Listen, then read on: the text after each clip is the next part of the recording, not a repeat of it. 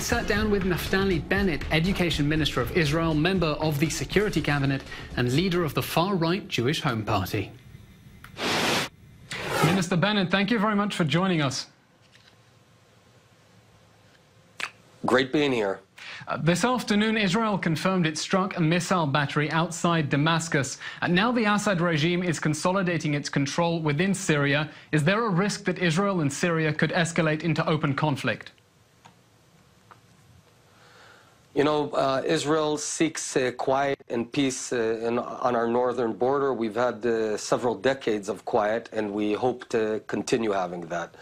Having said that, we will always retain our freedom of action, and we said we will not allow Iran to establish armed presence in Syria and on our borders, and we intend to meet that statement. Minister Bennett, Iran already has an armed presence in Syria, and it's currently trying to build a land corridor, which you've said Israel won't allow it to do so. Given that the Russians have reportedly rejected Israel's demands to keep the Iranians away from the border, how far are you willing to go alone to stop Iran? Israel will always defend itself by itself. We never ask others to do our job. We will always defend ourselves by ourselves. We have to understand Iran has a very clear goal. They want to establish this radical Islamic Shiite corridor that would create an empire, if you will, from Tehran through Iraq, Syria, all the way down to Lebanon and the Mediterranean. We're not going to allow that to happen. We said that many times, and we intend to stand behind that statement. Minister Bennett, when it comes to Syria, we have not only the Syrian army to contend with, and not only the Iranians, but also the Russians. And given the Russians have said they're not going to keep Iranian forces away from the border, are you willing to risk some sort of confrontation with Russia in order to achieve this strategic goal? We are working in cooperation with Russia, with the United States, with major powers around the world. Ultimately, we have to continue to defend ourselves and not allow Iran to create bases on our borders and establish another threat. We already have Hezbollah in Lebanon. We have Hamas in Gaza. There's ISIS down in the Sinai. We don't want to have Iranian troops or Iranian militias on our northern border in the Golan Heights, and we're not going to allow that to happen. Minister Bennett, Israel obviously doesn't want these militias to be forming on its borders, but there is the question of the Russian military to contend with. Now the Russian defense minister is in the country. If the Russians draw red lines, is Israel willing to pass those red lines in order to achieve its own? I've never heard that Russia has any goal of establishing Iranian forces within Syria to threaten Israel. I'm not aware of such a goal, and having said that, in any case, we have a very clear desire for peace and quiet on our northern border while preventing our enemies from getting too strong in a way that we'd have difficulty to defend ourselves. We have to keep ourselves free to act, and we'll continue doing that. Okay, Minister Bennett, let's turn to the Iran nuclear deal. On Friday, President Trump announced he was going to decertify the Iranian nuclear deal. Now it goes to the U.S. Congress. Do you want the United States to walk out of the deal completely? No, we want the deal to be fixed, and there's a few facets, a few avenues that it has to be fixed. First of all, we have to include intercontinental ballistic missiles within the deal, because we have to understand Iran wants this deal to continue because within the framework of the deal, it can establish the infrastructure to create a huge arsenal of dozens of nuclear weapons within 8 to 9 years. So if we don't do anything, that's what we'll get. That's why we have to include within the new deal the prevention of development of intercontinental missiles, the prevention, or I'd say verification, that the military and weapon route is stopped, and at the same time to roll back the ability to create research and development in the uranium enrichment program. So those are the three main programs. We have to stop all of them. Otherwise, we'll all wake up one day with not one uranium bomb, but dozens. And it's a whole different ball game from North Korea. Iran has a much stronger economy. It's a much bigger country, and it would be a much greater threat to the peace of the world. Mr. Bennett, you're saying that Iran is using the deal to race towards the bomb, but the IAEA, Nikki Haley, U.S. Defense Secretary James Mattis all say that Iran is in compliance with the agreement. How exactly is Iran advancing towards the bomb while the restrictions of the JCPOA are still in force? But that's exactly the point. Within the framework of the deal, they can continue and bring everything towards the moment of ripeness when the deal ends and there's a sunset. And then in one fell swoop, they can attain dozens and dozens of bombs. That's the precise problem.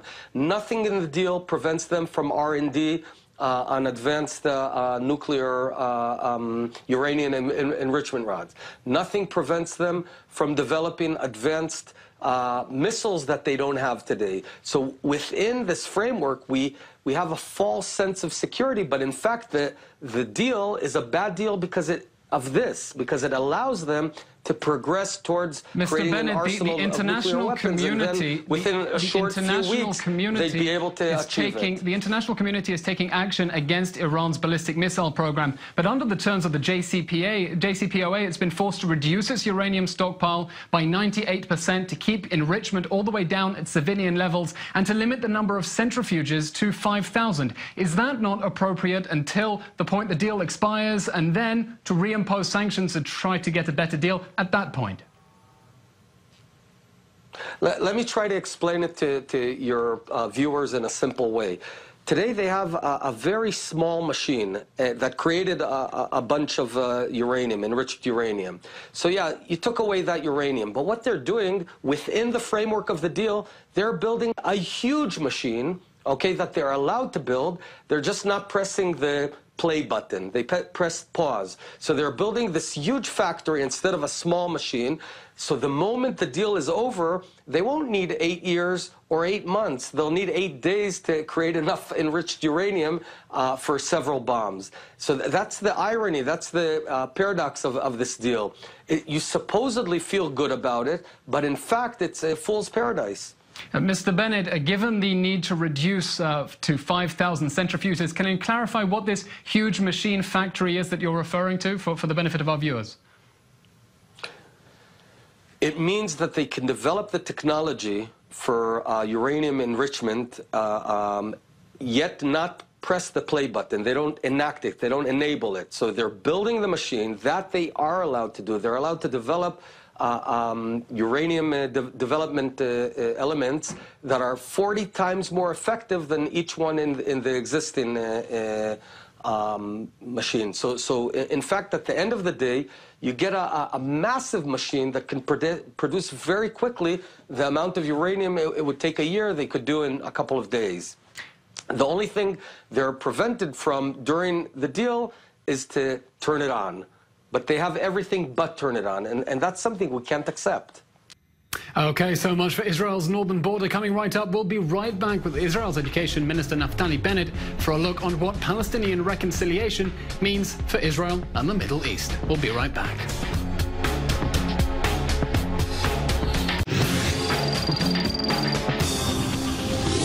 Welcome back to Debrief.